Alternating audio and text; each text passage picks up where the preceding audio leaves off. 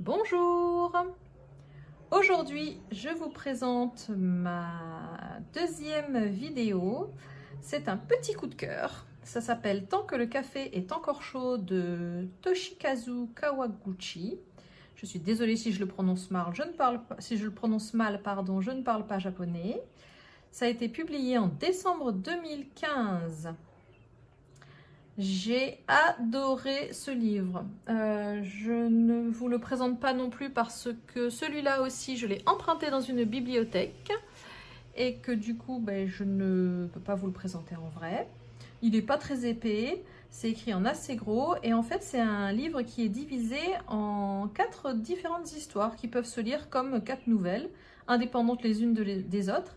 Et en même temps, dans chaque nouvelle, on comprend mieux le pourquoi du titre et le fait que les nouvelles sont quand même un petit peu embriquées les unes dans les autres, c'est-à-dire qu'on a besoin quand même pour le déroulé du livre de connaître ce qui se passe dans chaque nouvelle pour comprendre la suite. Voilà.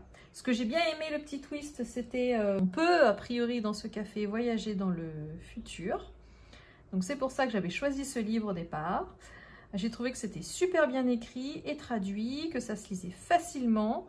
Le décor est hyper simple. Je trouve que même si c'est un livre qu'on laisse de côté quelques temps, on peut retrouver facilement la suite de l'histoire parce que du coup, décor simple, personnages peu nombreux, donc on sait où on est, on sait avec qui. Comme je vous l'ai dit, c'est à la fois bien écrit, je trouve que c'était très poétique, avec des thèmes qui sont assez lourds quand même. Sur la loyauté, l'amour, la dépendance, mais en fait c'est fait de façon à ce qu'il n'y ait pas de jugement là-dessus. On nous laisse avec qu'est-ce que vous allez en faire si on veut. Et il n'y a pas de... On ne nous propose pas une vision des choses. Ça j'ai bien aimé. Et ça a fait que ça a rendu ce livre très très beau.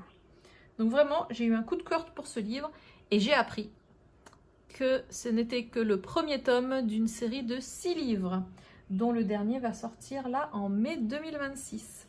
Donc je pense que je vais aller regarder s'ils sont encore à la bibliothèque ou alors aller acheter la suite parce que c'est vraiment un livre que j'ai beaucoup aimé.